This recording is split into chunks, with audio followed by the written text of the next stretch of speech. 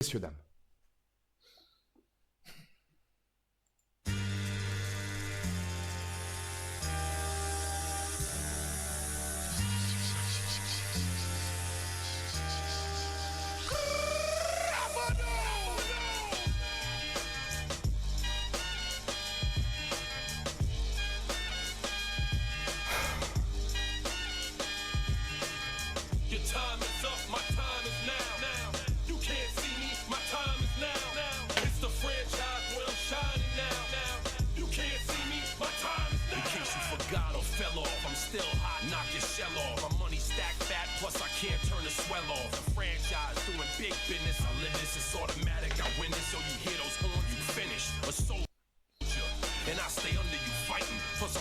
C'est exceptionnel. C'est exceptionnel. Qu'est-ce que vous voulez que je vous dise? Qu'est-ce que vous voulez que je vous dise? Qu'est-ce que... c'est formidable. Non mais c'est formidable. C'est si on m'avait dit un jour que John Cena me ferait une publicité pour des produits laitiers avec protéines humaines, certes, mais quand même, bon, c'est extraordinaire. C'est extraordinaire. Là, je nage en plein bonheur. Là aussi, putain.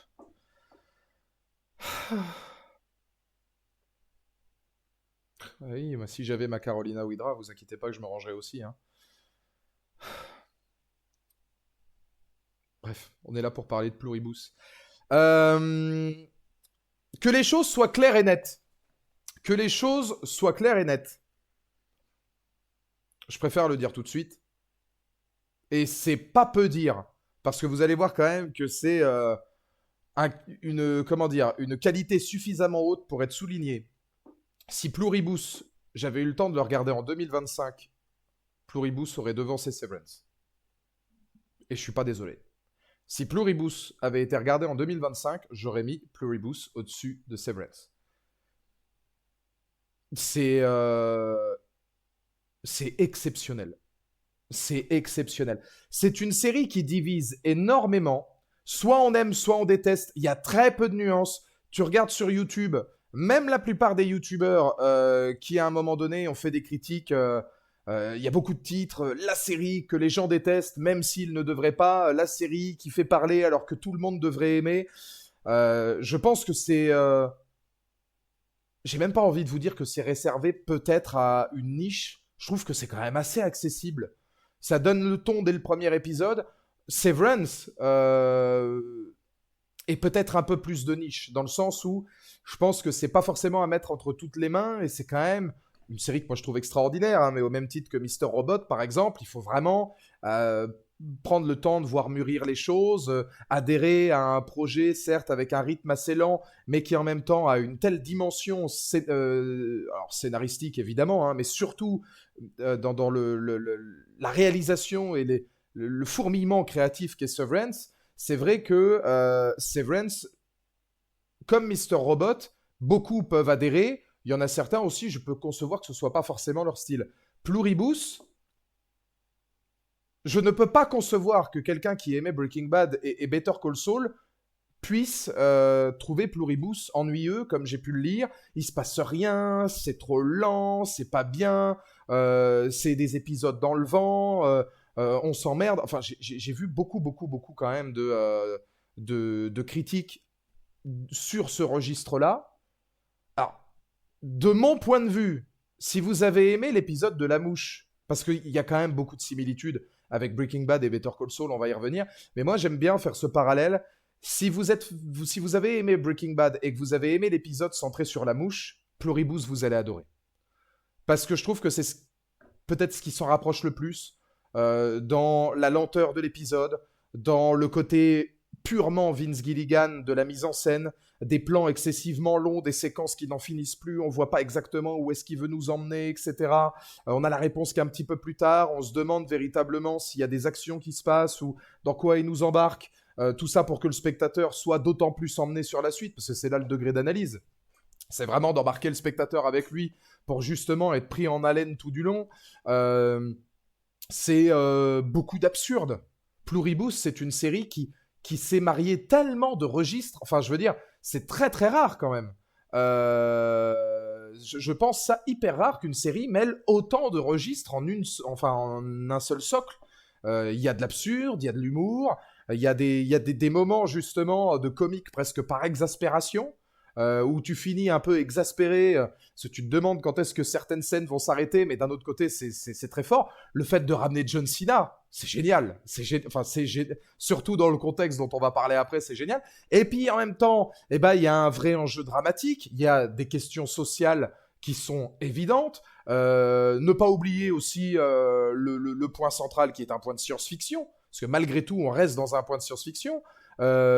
C'est tellement intelligent. Et alors, je vais même vous dire un truc, c'est une série qui me manque déjà. Là, on est dans du pur subjectif, hein. On n'a pas encore commencé l'analyse propre. C'est la seule série qui est capable de me faire ressentir autant d'émotions que j'ai vu récemment. Severance, c'était assez différent dans le sens où on avait un arc assez droit, pas linéaire, mais qui faisait qu'on avait une tendance, même si nous, on avait cette réflexion au début de la série, tu ressors, t'es pas le même qu'à la fin. Enfin, à la fin de la série, tu ressors, t'es pas le même qu'au début. Sinon, la phrase ne veut rien dire. Dans Severance. Severance, tu as vraiment ce côté, tu arrives et tu te dis, ah putain, la vache, être dissocié, ça doit être génial, t'imagines, tu laisses tes problèmes à la maison, tu ceci, tu cela. Et plus t'avances, plus tu te rends compte qu'en fait, c'est plus un être humain, c'est deux, avec deux psychés différentes, deux âmes, presque, finalement, deux personnalités, deux humains radicalement différents. Et c'est vrai que selon ce qui se passe au sein de l'entreprise, tu peux avoir question finalement de vie ou de mort sur une entité, malgré le fait que ce soit dans le même corps. Ça, c'est des questions d'une profondeur inouïe. Et ça se passe et ça se déroule l'intégralité des 2 saisons. Donc c'est vrai que il y a des questions d'une profondeur qui laissent pas indemne. Mais je trouve qu'à partir du moment où tu as, et d'un point de vue émotionnel, à partir du moment où tu comprends ça, et où tu es toi-même en tant que spectateur complètement changé par le discours de la série, t'as tendance à voir la série de manière peut-être pas plus linéaire, mais d'un point de vue moins impactant émotionnellement. Tu suis l'aventure des personnages. Alors évidemment que c'est très fort émotionnellement.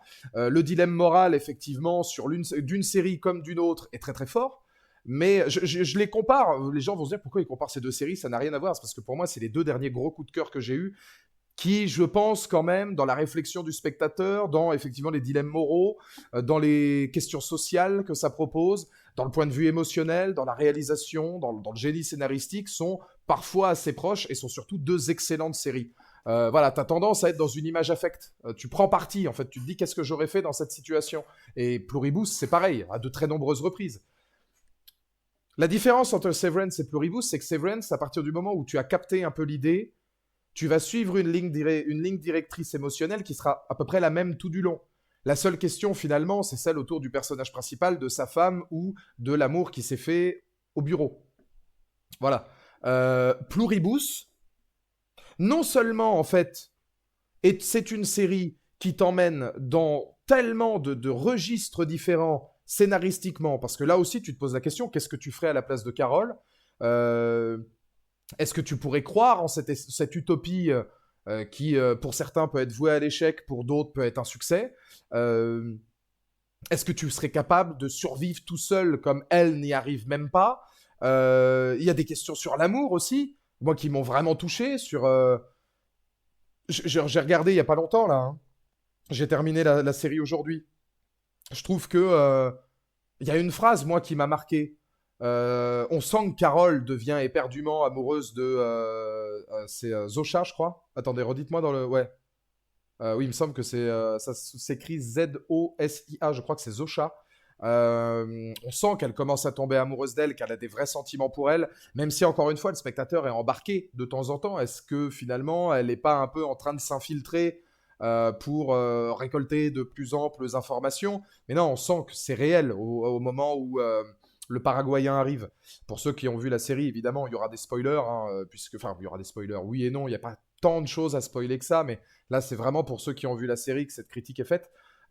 Si vous ne l'avez pas vu, regardez-la, ça peut aussi vous intéresser ce qu'on dit, hein. Mais la phrase, moi, qui m'a marqué, c'est Carole qui hésite à dire tu es ma femme, t'es ma copine, et Zosha qui lui répond on t'aime. Et on l'aime, lui, le Paraguayen, de la même manière qu'on t'aime toi. Moi, ça m'a brisé le cœur. Et vous voulez que je vous dise? Ça m'a brisé le cœur alors que j'avais envoyé dans la même journée un message à Skye, et c'était quand même assez marquant. C'est dingue comme cette série, elle est feel good. Tu vois, c'est dingue comme par moment, cette série te fait aussi aller bien. Il y a ce côté-là, je trouve, avec Vince Gilligan, où il arrive parfaitement à manier les deux. C'est que c'est une série aussi qui a de l'espoir et parle de certains sujets qui peuvent foncièrement, dans la bande originale qu'il utilise aussi, que je fais que écouter depuis 3 4 jours, frapper le spectateur dans des questionnements positifs, par la douceur, par la poésie que ça véhicule. Et là, tu as des phrases comme ça qui arrivent après. Et tout le long de la série, en fait, c'est ce que je veux dire par rapport à Severance qui a une ligne directrice. Tout le long de la série, en fait, c'est pas que t'es manipulé, c'est que tu ne sais pas sur quel pied danser. Et moi, je trouve que ça m'a emmené dans un torrent émotionnel constant. Voilà, j'ai épousé tout ce qu'a fait Vince Gilligan. Quand il me demande de trouver la série excessivement glauque, voire même flippante, parce que le côté catastrophe qu'il y a dans le premier épisode est quand même très très très très costaud. C'est-à-dire que là, tu te demandes dans quoi t'es arrivé. Moi, j'avais un peu l'impression, pour vous donner une ordre d'idée, dans une espèce de iRobot où tu vois tous ces deux humains là qui sont devenus complètement lobotomisés, robotiques, etc., qui suivent Carole sans même la toucher. Et c'est même encore pire d'ailleurs, c'est quand c'est passif. C'est une sorte de violence et une sorte d'harcèlement passif qu'on voit au début. C'est excessivement terrifiant. Et toi, en tant que spectateur, tu te dis, putain, mais où est-ce qu'il est en train de m'emmener, le réalisateur? Il joue complètement avec la notion catastrophique. Il joue avec ce registre filmique pour ensuite t'emmener dans une autre dimension où on voit finalement ces humains comme des personnes presque attachantes, qui seraient capables de tout pour les autres, mais toujours par bribes, il te ramène vers du Gilligan. Ah oui, mais finalement, regarde, il mange de la protéine humaine, et puis on le voit avec le jeu de Rhea Seehorn quand elle est dans l'entrepôt, où là, t'es là, genre, ah ouais, putain, la vache. Tu fonctionnes ensuite sur la douceur et l'immense attachement que tu peux avoir pour Zosha, qui est, ça vous paraîtra logique, je pense, le personnage que j'ai préféré, le plus attendrissant de la série. Mais c'est un personnage attendrissant. Pourquoi? Et c'est là que la série est très forte, c'est qu'elle t'amène, toi, à te poser des questions personnelles. Je considère pour moi que les séries sont réussies quand, une fois que tu as terminé et que tu as éteint l'écran, tu y penses encore et tu te demandes ce que tu aurais fait. Et que tu réfléchis et que tu analyses et que tu te demandes là où aurait été ta place au sein de la série. Moi, cette histoire d'amour entre les deux m'a profondément touché. J'ai trouvé qu'elle était sublime. À une exception près. Elle n'est pas réelle. Et c'est ça qui brise le cœur. Et c'est pour ça que je vous dis que Vince Gilligan, il joue constamment avec nous. Elle n'est pas réelle. Et tous les moments où il nous fait croire que c'est réel, où finalement Carole, elle s'approprie, parce qu'il y a ça aussi qui est intéressant. C'est quoi l'idée de la série? L'idée de la série, c'est un virus extraterrestre s'approprie l'humain, contamine l'intégralité de la population. Il n'y a plus que 12 personnes qui sont des humains normaux. Les autres, c'est un style de ruche. Et c'est ça qui est très fort. Mais justement, Mike, c'est là où je veux en venir. C'est ça qui est très fort. C'est que ils font tous partie d'une ruche, donc un égale tous. Pluribus, un égale plusieurs. Parce que pluribus, c'est du latin. Je le savais depuis toujours. C'est basé aussi des dictons américains. Ça aussi, hein, vraiment, ça, si je le sais, vous le savez aussi. C'est là que je suis content en fait que le talk soit pas gardé, qui veut dire un égale plusieurs. Donc on est dans une sorte d'unité totale. Et en fait, la question est, Carole commence à développer des sentiments, et tout le long de la série, au fur et à mesure où nous emmène Vince Gilligan, tu te demandes si pour Zosha c'est la même chose. Il y a une part de toi qui se pose la question, est-ce que pour elle c'est pareil? D'avoir cette relation humaine euh, normale. Et à chaque fois, on a la bascule. Non. Non. Elle l'aime parce que ce virus fait que l'humain est obligé, en fait, voilà, ils sont dans un esprit de ruche où c'est une utopie totale, on mange pas d'animaux, on tue pas les animaux, on les libère tous, on n'a même pas le droit de tuer une fourmi, on évite du plus possible, on est tous véganes, on est ceci, on est cela, on aime notre prochain, alors tu peux tuer 3 d'entre nous, on va t'aimer de la même manière. Euh, et là, ouais, t'es tellement pris dans cette série que tu as cette image affecte de, de- d'être embarqué là-dedans en te disant merde, c'est une illusion. Et ça brise le cœur. Quand tu te dis putain, mais non, mais en fait, non. Elle aime Carole et elle passe du temps avec elle. Mais comme elle l'aurait fait avec n'importe quel autre des 12 humains dont ils sont censés s'occuper. Et c'est justement là où je voulais en venir. Enfin, dites-moi dans le chat si vous l'avez analysé de la même manière. Au fur et à mesure de la série, vous savez ce qui est drôle? C'est que ce virus, il s'approprie l'humain. Vous trouvez pas que Carole s'approprie Zosha? Moi, je l'ai analysé comme ça. Parce qu'elle est au bord du gouffre et que elle est seule, elle leur demande de revenir.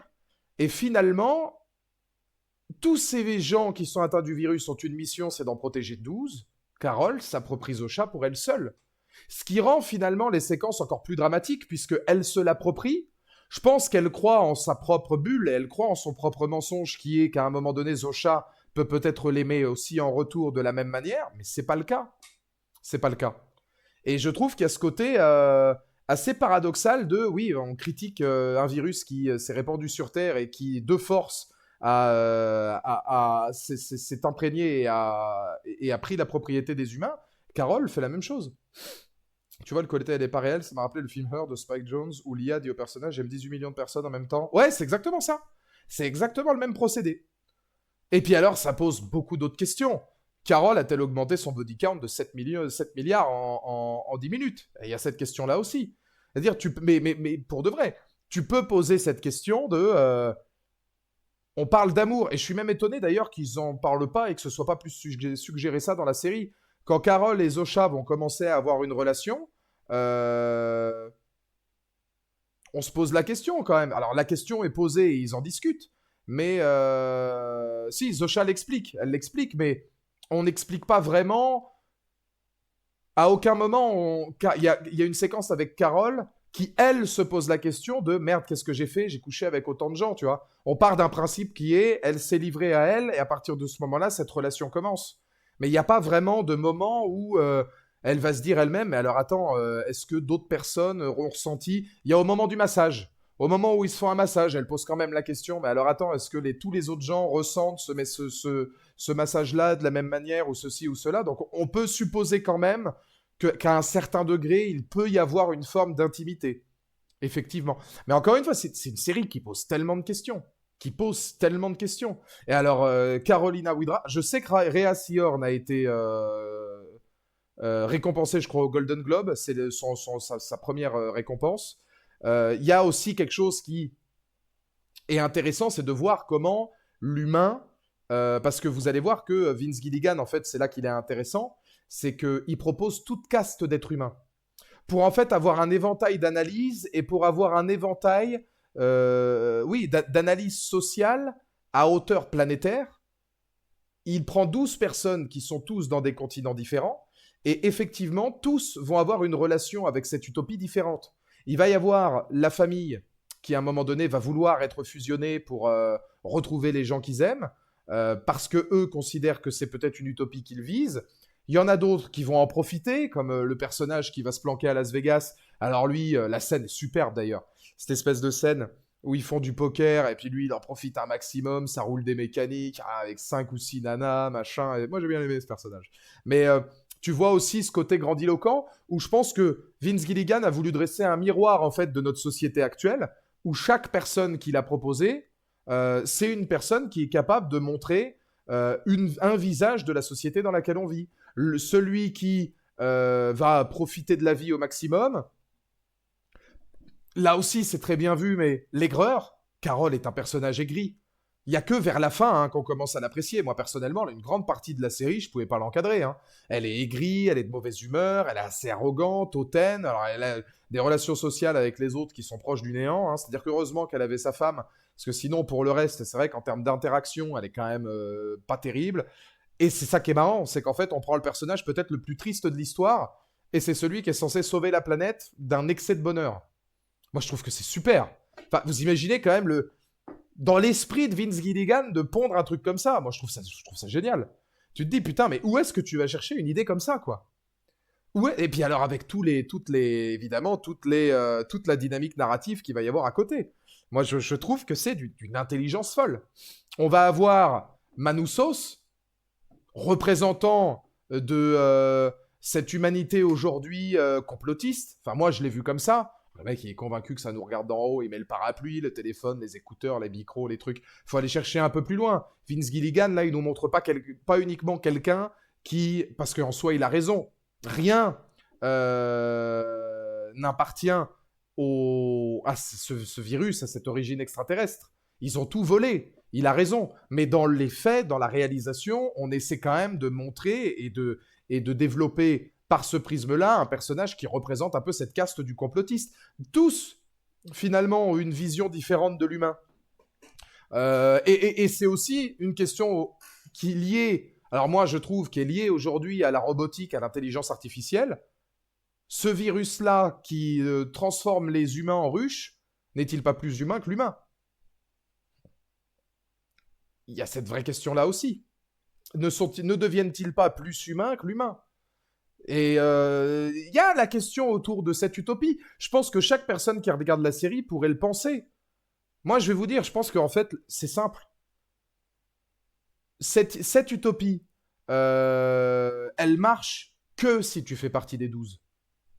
C'est parce qu'on te retire ton individualité, effectivement, on te retire ton libre arbitre, on te retire ton âme. Eux, ils disent que tu fais partie d'un tout, mais au final, tu ne deviens plus rien. Ce qui veut dire que c'est pas une utopie, c'est une dictature vouée à l'échec. Or, si tu fais partie des 12, là, effectivement, que ça devient utopique. Donc, c'est pas viable. C'est pas viable. Parce que si tu fais partie des 12, tu as absolument tout ce dont tu peux rêver. Et effectivement, voir ce monde-là peut être un monde que tu peux considérer comme miraculeux. Rien ne t'empêche, toi, de bouffer de l'eau et du lait avec des protéines humaines. De toute façon, ils vont te préparer absolument tout ce que tu veux dans la minute. C'est encore mieux que Chronopost. C'est l'US postal, le bordel. Mais c'est tout le questionnement. La solitude de Carole, tu le ressens surtout quand elle explique une de ses histoires à la meuf et qu'elle dit vous ne la connaissez pas cette histoire, et qu'elle lui répond non, vous n'en avez jamais parlé. Ça accentue tellement la solitude qu'elle avait même avant cette invasion. Mike, tu sais qu'il y a moi une scène qui m'a fait penser à Passengers, dans le côté solitude, mais qui malheureusement, là pareil, te fait te voiler la face. Et je trouve que c'est très humain et que c'est très réfléchi. Si vous vous souvenez de Passengers, Chris Pratt, c'est exactement le même schéma narratif. Il est seul. Il va tenter tant bien que mal de renverser la situation. Et il va avoir un élément extérieur. En l'occurrence, là, c'est Zosha et l'autre, c'est le barman robotique qui va lui dire de profiter de la vie. Il y a quelques séquences où il va profiter, etc., où on sent qu'il s'éclate, il se prend une suite, machin. Ça dure 10 minutes. Ça dure 10 minutes. Dès ces 10 minutes-là, il repart dans une espèce de déprime parce qu'il sait que de toute façon, plus le temps passe, plus il est condamné. Là, c'est la même chose. C'est la même chose. Et globalement, elle rencontre Zosha. Il va y avoir une sorte de... Alors, elle va être seule. Il y a une parenthèse enchantée où elle fait du golf, elle va profiter dans des sources d'eau chaude, machin. Elle se fait un dîner. On le sent qu'elle est triste. On le sent qu'il y a cette douleur. Et c'est ça qui est intéressant vis-à-vis de la mise en scène et du savoir-faire d'écriture de Vince Gilligan. C'est qu'il prend le spectateur et il n'oublie pas de dire au spectateur, regarde, tout ce que tu vois n'est pas réel. Malgré le fait qu'elle se sente bien et qu'elle a l'air d'être bien, elle est seule. C'est elle qui leur demande de revenir. Et je trouve toujours cette dualité que tous les personnages ont absolument formidable. L'acting de tous les personnages est absolument formidable. Faut aussi rappeler que Vince Gilligan, Sapritch l'avait dit, le personnage de Manousos, il arrive sur le tard. Moi, je trouve que c'est un des seuls mecs, excusez-moi, mais je trouve que c'est un des seuls mecs aujourd'hui dans l'univers des séries télé qui est capable de te proposer des séquences où tu te dis, mais je suis toujours devant la bonne série, là, qu'est-ce que je suis en train de regarder? Qu'est-ce que je regarde, là? Vous vous souvenez dans Breaking Bad, ou même Better Call Saul, toutes les séquences qui duraient, et ça c'est long, là on va parler de la réal ou de la créativité de Gilligan, hein, d'un point de vue de forme. Toutes ces séquences muettes, sans dialogue, de 5, 10, 15 minutes. Le gamin, là par exemple, dans la saison 5 de Breaking Bad, j'ai des frissons rien que d'en parler, tellement ce mec est extraordinaire, qui va aller chercher une araignée. L'avion, dans une des saisons avec l'ours, le petit ours en peluche, etc. Toutes ces séquences-là où tu te dis, mais c'est quoi le rapport avec ce que tu me proposes? Quelque chose dont tu vas avoir la justification que 1, 2, 3 épisodes plus tard, et tu te dis, putain, oui, d'accord. C'est du Gilligan. Et alors là, Pluribus, il se fait plaisir. Ce que les gens considèrent long, moi je trouve que c'est du génie. Parce qu'il fait ça tout le temps. Tout l'épisode où t'es autour de Manousos, là, qui est dans la forêt, où tu te dis, putain, mais ça n'en finit jamais. Ça n'en finit jamais. Alors c'est quasiment du muet, ou alors il n'y a qu'un seul dialogue, lui qui est je m'appelle Manousos machin, je ne suis pas l'un d'entre eux, et je viens pour sauver le monde. C'est là, il se donne sur son registre filmique pur. Breaking Bad et Better Call Saul, ça l'a façonné. Là, il sait où il va. C'est ça qui est fou, c'est qu'il sait où il va, il sait où il t'emmène. Et même si t'as un moment où tu te dis, putain, mais qu'est-ce que ça a à voir avec ce que je suis en train de regarder depuis le début, tu vas la voir après. Tu vas la voir après. Les plans à rallonge, beaucoup de plans aériens aussi. Il y en a quand même quelques-uns. Les gros plans sur les protagonistes, il met la part belle, c'est un super directeur d'acteur. Alors c'est pas le seul qui réalise, hein, mais je pense qu'il chapeaute un petit peu l'ensemble. La direction d'acteur, où là faut quand même, enfin voilà, tu vois, faut quand même y aller.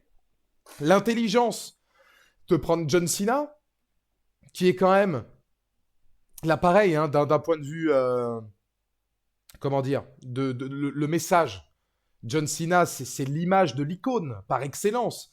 C'est l'image de l'icône absolue. Ce mec-là qui vient et puis qui va te faire un discours sur ah oui, cet individu est John Cena. C'est une figure rassurante. Nous pensons qu'il saura vous expliquer les choses très clairement. Et puis alors l'autre qui lui dit, il m'a appris la prise du cache du Sunset Flip. Enfin, t'es là, tu te dis, même les références, tu vois, la manière dont c'est fait, proposer un discours qui est quand même assez horrible et très flippant par la personne la plus douce du monde. L'occasion pour moi quand même de le dire. Il va falloir un jour commencer à discuter du chantier qu'est en train de faire John Cena à Hollywood. Parce que, globalement, il y a ce discours, vous savez, quel est le meilleur acteur ex-catcheur actuel. Beaucoup considèrent que Batista, et c'est vrai, est un acteur maintenant chevronné, capable de jouer plusieurs choses. On l'a vu dans l'humour, on l'a vu dans l'action, on le voit aussi dans des choses plus délicates, le drame. Il a quand même joué avec Denis Villeneuve, etc. C'est un mec effectivement, qui a un physique, M. Night Shyamalan, il était aussi dans un Shyamalan, il aime l'acting et surtout, lui, il aime choisir ses projets. Parce qu'il veut faire des projets intéressants. Ça ne l'intéresse pas, les blockbusters ou autres, il l'a dit, ça a été confirmé plusieurs fois. C'est très fort ce que fait Batista. Bien plus que The Rock. Faut que je vois Smashing Machine, mais The Rock, 90% de sa carrière, quand même, pour l'instant, il fait à peu près toujours la même chose, très charismatique, mais ça en reste là, puis même les propositions filmiques sont pas forcément les meilleures. Il y en a quelques autres hein, qui ont essayé, avec des fortunes diverses. CM Punk, j'attends de voir Night Patrol, parce que je trouve CM Punk de plus en plus, on m'en a dit du bien dans Mayan MC, il était bon dans Hills, rôle de composition, mais quand même. John Cena, il est en train de faire un chantier. Tout le monde vous le dira, hein. La plupart des grands acteurs, c'est des gens qui sont bons dans l'humour avant tout. John Cena a montré qu'il était capable de tout faire et qu'il est brillant dans l'humour. Peacemaker, j'en entends que du bien.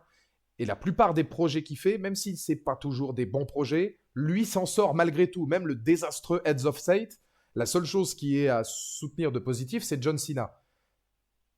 J'adore le caméo qu'il a dans Pluribus. Parce que pour moi, c'est de l'anti-composition. Propos horribles, personnage ultra rassurant, c'est parfait. John Cena, vraiment, hein, je pense que c'est un acteur qu'il faudra suivre prochainement. Il est excellent. Et il est en train de plus en plus de le montrer au public. Il va falloir... ça date pas d'aujourd'hui. John Cena, Batista, pour moi, c'est les deux là à surveiller de près, voir ce que fera peut-être Roman Reigns, mais je le trouve peut-être plus manichéen. Eux sont très forts. Et John Cena est capable de tout, il le prouve encore. Vraiment. Je suis tellement hâte par la suite de sa carrière. Ah oui, non, mais bien sûr. Mais la suite de la carrière de John Cena, je pense que beaucoup l'attendent avec impatience. Surtout que maintenant, il va avoir le champ libre total. Mais non, c'est hyper intéressant. C'est hyper intéressant. N'importe quel caméo serait logique, effectivement. C'est vrai que tu peux ramener... Vince Gilligan osera-t-il ramener Bryan Cranston ou Aaron Paul?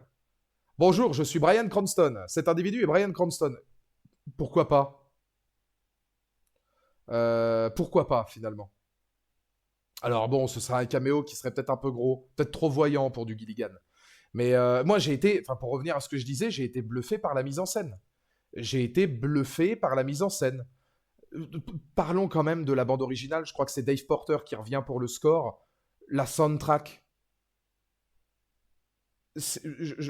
Au-delà du fait qu'effectivement, c'est pareil, la soundtrack, elle est là, non seulement pour sublimer ce que vous voyez à l'écran d'un point de vue narratif, parce que chaque morceau est en lien narrativement avec ce qui se passe à l'écran, mais surtout pour, comment dire, accompagner le spectateur dans ses registres émotionnels.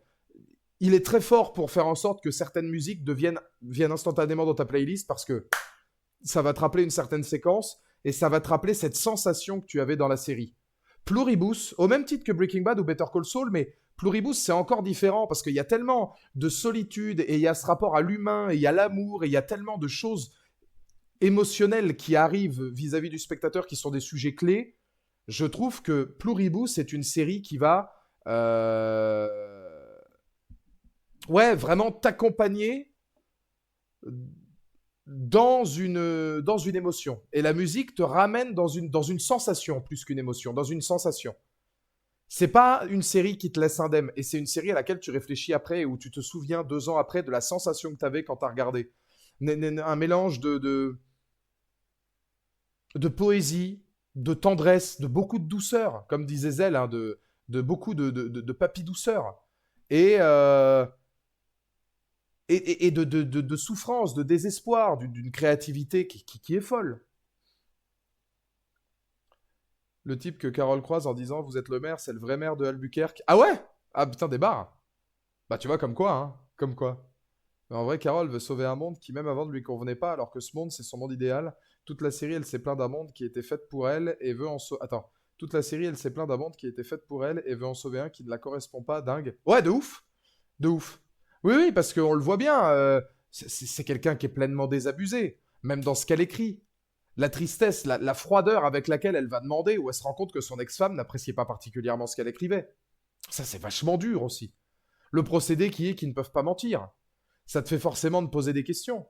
Ah, tu te dis, je pense que dans une société comme ça, tu es un humain encore, comment dire, euh, d'âme, comme les 12 qui sont encore entiers. Tomber amoureux est le pire des fléaux. Parce que eux ne le rendront jamais en retour. En tout cas, pas de la manière dont tu le vis. Ça pose de vraies questions. Ça pose de vraies questions. Puis alors, voilà, ça nous emmène jusqu'au fameux cliffhanger final. Elle te ramène carrément une bombe atomique. C'est là que tu te dis, oh ouais, je pense que la prochaine saison, à mon avis, ah, ça va peut-être être un petit peu plus péchu, quoi. Tu vois, tu te dis, ah ouais, d'accord. Donc là, on va peut-être partir en guerre. Il y a peut-être moyen qu'il y ait une guerre qui se propose. Ouais, je pense que ça peut déménager, hein. Ce serait d'ailleurs l'un des rares défauts que j'ai. Vince est resté à Albuquerque. Alors évidemment, c'est du chipotage, mais avec l'idée d'un nouveau projet, j'aurais bien aimé qu'il offre un univers visuel qui aurait encore plus tranché avec Breaking Bad. Bah moi, tu vois, je suis pas d'accord. Parce que je trouve que dans un univers désertique, il y a rien de mieux pour magnifier la solitude. Faut le dire, Vince Gilligan, il sait marier les couleurs chaudes. Dans la photographie, la mise en scène, la réal, c'est quelque chose qui lui va par cœur. Il y a toujours quelque chose à voir derrière. Quand il y a de la solitude à proposer, il y a un plan qui est tellement beau. Mais il y en a, alors, il y en a plein, hein, mais il y en a un sur un coucher de soleil. Je sais plus exactement ce qu'elle fait. Je crois que c'est quand elle termine d'enterrer sa copine, ou en tout cas de mettre des fortifications sur la tombe, etc. Il y a un plan où elle est à contre-jour avec le coucher du soleil. Oh là, ça c'est tellement extraordinaire. Tu peux pas faire ça ailleurs. Parce qu'il y a cette chaleur qui émane d'Albuquerque qui va à merveille avec le style de Gilligan. Gilligan, il a un univers qui est chaud malgré tout, où on sent que les personnages se doivent d'y être pour accentuer cette solitude. Tu ferais quelque chose comme ça, alors après ce serait différent, mais tu la mettrais dans une grande ville ou quelque chose de lambda, ou voilà, où elle serait seule, mais on s'en rendrait moins compte, ce serait moins parlant.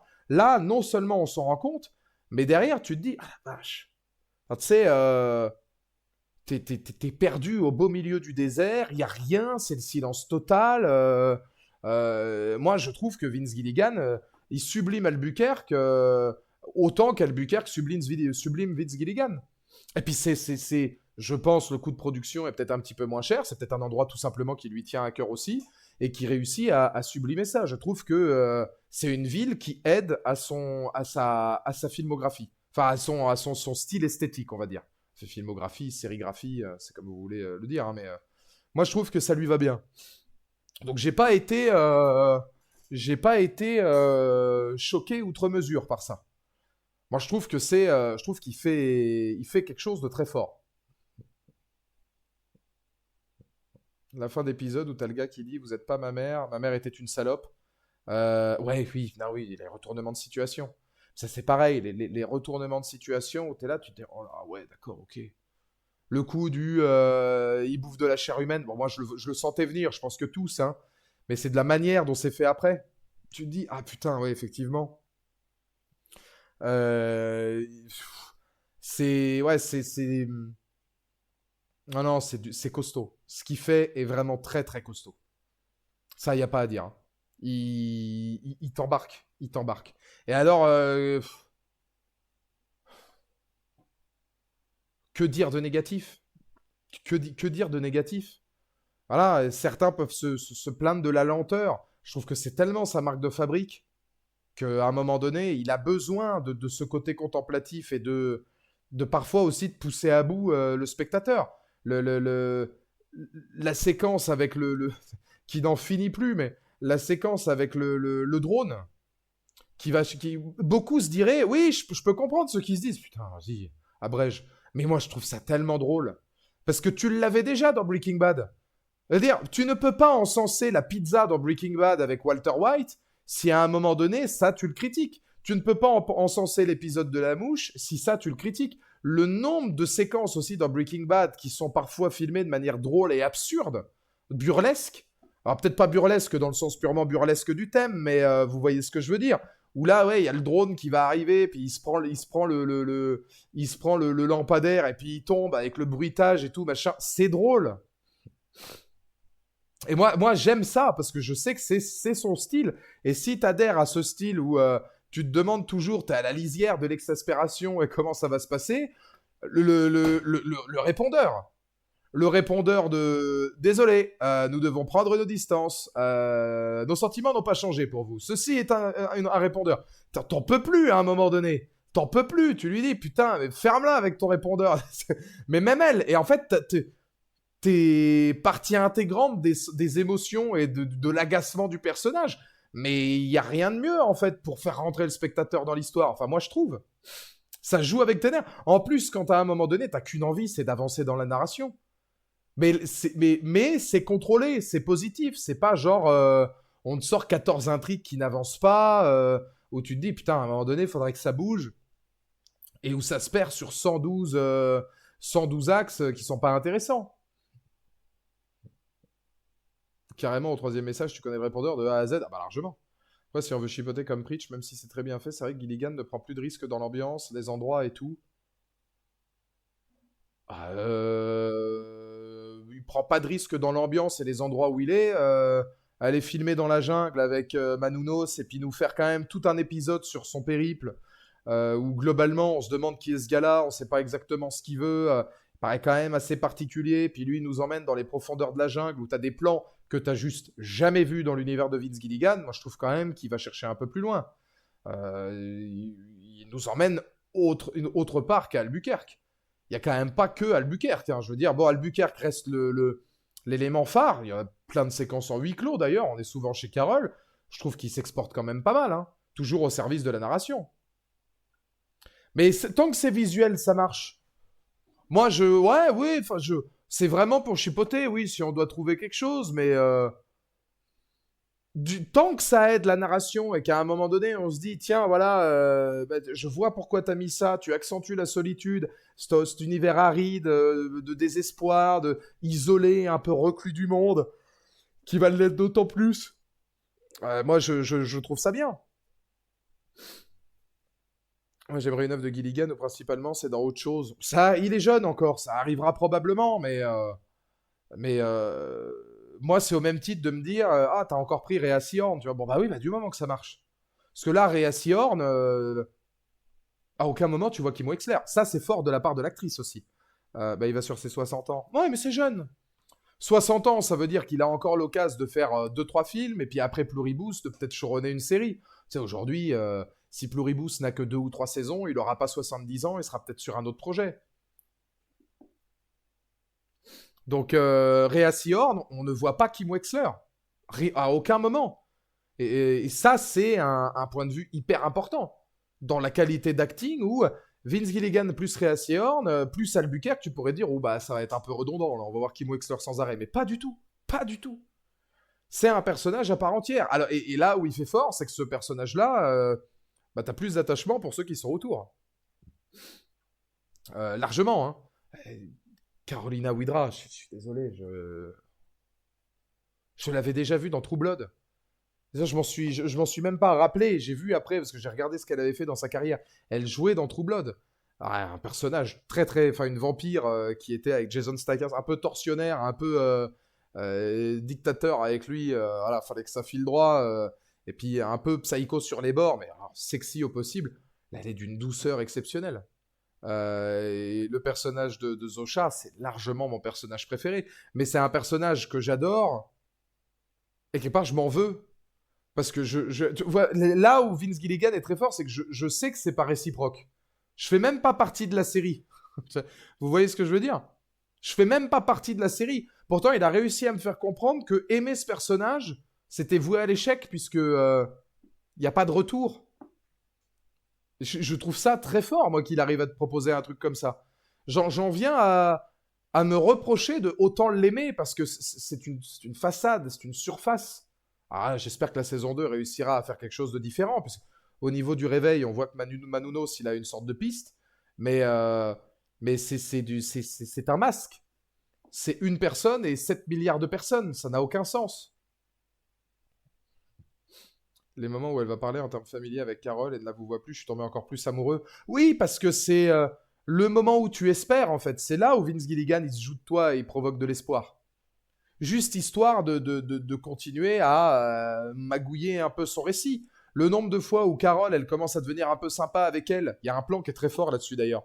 Elle passe une super bonne journée avec elle et on se demande à un moment donné où est-ce que ça va aller et si elle va commencer à peut-être plus choisir le camp de ces gens-là. La première chose qu'elle fait, c'est prendre son tableau en mode il mange des gens, en soulignant le people. Tu vois, le mind game un petit peu de Vince Gilligan qui te dit non, non, non, non, mais ne crois pas à un moment donné que ça va se régler aussi rapidement. Elle n'a pas abandonné encore. Elle n'a pas abandonné. Puis le moment où elles se livrent l'une à l'autre. Que ce soit, on peut essayer d'analyser aussi ça. Qui finalement embrasse Carole? Moi, je me suis posé la question. Je me suis dit, étant donné qu'ils savent tout, qu'ils sont tous unis, mais qu'en même temps, du coup, il n'y a pas d'individualité, est-ce que c'est pas comme un processeur informatique qui a dit à Zosha, vas-y, embrasse-la. Parce que là, socialement, c'est le truc qu'il faut faire pour lui remonter le moral. Moi, c'est ça que je me suis demandé, tu vois. Alors que derrière, quand Carole, elle y va, c'est que ça y est, elle se lâche parce qu'elle est en train de tomber amoureuse. Mais pour moi, c'est juste Google qui a fait une recherche ou ChatGPT. Est-ce que embrasser quelqu'un, s'il est triste et que tu sens qu'il y a une attirance, ça peut le consoler? Bah voilà, si tu as une barre de recherche qui te dit oui, on va demander à ChatGPT. On va... Je vais demander à ChatGPT. On va voir ce que ChatGPT me dit. On va voir si... voilà. Je peux pas faire l'audio là, s'il te plaît, mon pote. Velou qui a pas compris la série. Ah, on va demander à ChatGPT. Ouais, salut BG, j'ai regardé Pluribus, la nouvelle série de Vince Gilligan, j'ai trouvé ça incroyable. Et à un moment donné, en fait, un personnage en embrasse un, sauf que le personnage, en fait, c'est comme si c'était un robot, si tu vois ce que je veux dire.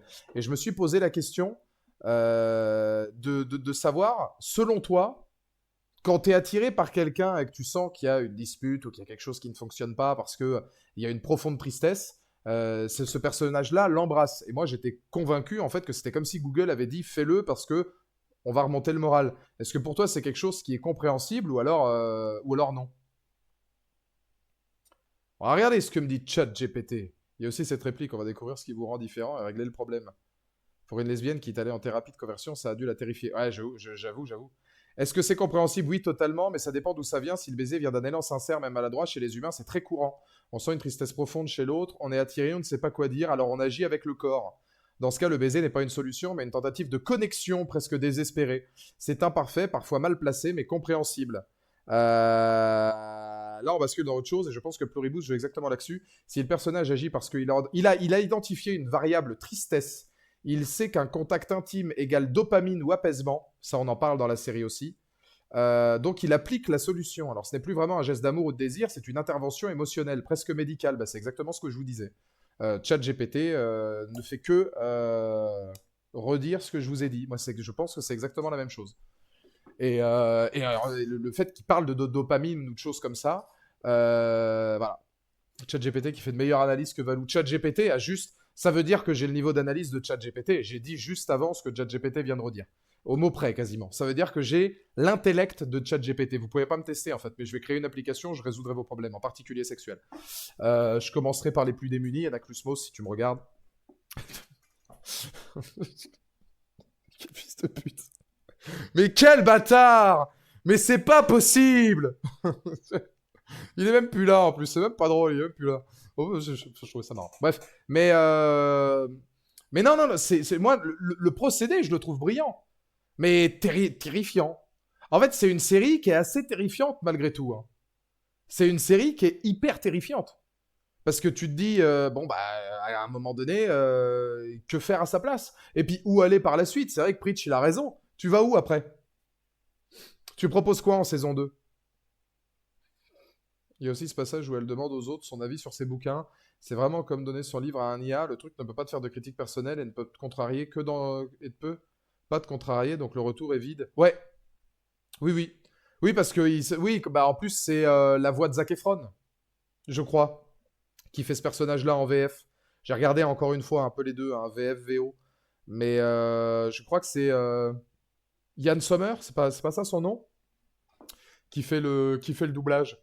Et oui, tu vois que c'est totalement hypocrite. C'est-à-dire qu'ils n'ont pas le droit de mentir, mais par contre, enjoliver au point d'être hypocrite, alors ça, il n'y a pas de problème. D'ailleurs, Preach, on remarque un truc intéressant. Hein. Pour moi, dans la saison 2, ils vont évoluer et se mettre à mentir. T'as vu le temps qu'elle a mis pour faire comprendre à Rhea Seehorn que finalement, ils avaient trouvé un moyen de récupérer ses cellules souches. Tu sens que la matrice, elle bug. Hein. C'est. Mais par contre, c'est nettement moins rapide qu'avant. Hein. Et elle essaye de se dire, voilà. Puis ça, c'est pareil. Tu te dis, t'es amoureux de quelqu'un qui est en train, dans ton dos, d'essayer de te faire venir de force. Donc là où tu pensais, les 15 minutes d'avant, que c'était utopique, tu y retournes et tu te dis, ah non, mais hein, en fait, ils veulent bousiller mon libre arbitre. Et limite, ils vont même pas me tenir au courant. Mais pour moi, dans la saison 2, ils vont se mettre à mentir. Imagine, il évolue et à la fin, il arrive à faire ce qu'ils veulent et elle bute Carole sans aucune hésitation. Ils la tueront pas. Ils la tueront pas. Parce que ça, je pense que vraiment, c'est contre nature pour eux. C'est peut-être le point où j'ai des doutes sur le fait qu'ils réussissent à tuer. Je verrais plus Zosha peut-être tuer un humain pour Carole que l'inverse. À la limite. Mais je pense pas. Par contre, qu'ils arrivent à mentir, ça, j'en suis quasiment convaincu. Après, s'ils arrivent à mentir, la porte est ouverte à tout derrière. Hein. Il y a aussi cette scène au début de l'épisode final où la meuf rejoint la ruche. C'est terrifiant, je trouve. Oui, parce qu'elle a plus rien. Elle a plus rien. Ah, elle s'enivre de cette espèce de fumée là. Et puis derrière, il n'y a plus rien. Elle ouvre le truc, elle a un grand sourire, et puis ça devient un robot. C'est une machine. C'est une lobotomie. Il n'y a pas un bruit.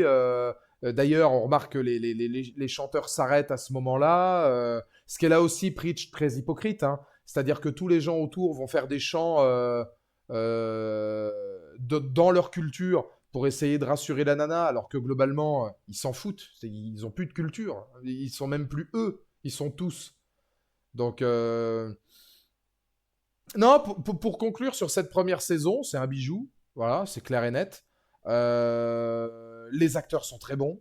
Mention aussi, oui, je crois qu'il doit être francophone, hein, qui s'installe à Las Vegas. qui est très bon lui aussi dans ce qu'il propose et qui est peut-être celui qui a le plus compris finalement le procédé, hein, profiter de ce système-là avant que le système te bouffe. Puisque de toute façon, on le voit, lui, dans certaines méthodes, que bon, il sait pas exactement combien de temps ça peut durer. Donc, les acteurs sont superbes, la BO, la soundtrack, la réal, c'est du Gilligan dans le texte. Ouais, c'est vrai que c'est une série que tout le monde devrait regarder. Et le moment où elle devient comme elle, la nana, indigence totale, et le moment triste où t'as la chef qui veut retourner auprès de sa maîtresse. Ouais, bah ouais. Bah oui, mais finalement, ils le disent, hein. Si les animaux sont attachés à d'anciens porteurs, bah on s'en occupe. Mais en soi, c'est pas nos animaux, quoi. Il le dit, ils n'ont plus de propriété. Mec, ils dorment tous dans des stades de hockey ou des trucs comme ça. Ils ont plus de propriété, ils ont plus de eux. Ah, ils ont l'air d'être capables d'éprouver encore du plaisir ou d'avoir des bons moments intimes, mais c'est tout, ça s'arrête là, quoi, sur le reste. Et encore, on sait même pas jusqu'où ça va. Et c'est même étonnant que Carole ne se pose pas la question après avoir couché avec Zosha. Bon, d'un autre côté, Carolina Widra est tellement magnifique, qu'est-ce que vous voulez que je vous dise. Voilà, l'heure n'est pas aux questions. Ça, je peux comprendre, hein. Je suis à la place de Rhea Seehorn et Carole. Non, les questions, voilà, hein. Alors, si, on travaille quand même beaucoup l'alcoolisme. Il y a ça aussi qui va dans l'étude de la dépression, parce que pour moi, elle est clairement en dépression de Carole. C'est l'alcoolisme notoire. Le passage où on découvre une sorte de capteur de mouvement que son ex avait mis pour être sûr qu'elle aille pas trop picoler, c'est du sens du détail. Mais c'est tellement bien vu. C'est sur l'étude de la réflexion autour de leur couple passé, de comment ça revient la hanter aujourd'hui, de ses propres problèmes, de sa propre dépression. Elle est clairement alcoolique. Hein. Elle est clairement alcoolique. Je serai plus ou moins dans le même état audinatoire. Là, voilà, c'est moi vendredi et samedi prochain, il faut le savoir.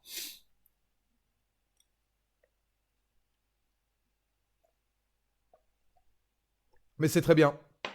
C'est très bien. Il faut regarder Pluribus. C'est, ouais, effectivement, petite série événement, mais voilà. C'est très très fort. C'est très très fort. Je vais vous laisser pour ce soir. Je vais vous envoyer chez Roa Win, hein, qui est sur Stray. Donc on va voir des chats, ça c'est bien. Roa Win, il y a 3 N. Hein. Ouais, là j'en ai mis 4. Voilà. Le live sera en rediffusion dans la semaine. J'ai pas de date. Il y a 1 milliard de rediffusions qui arriveront de toute façon cette semaine.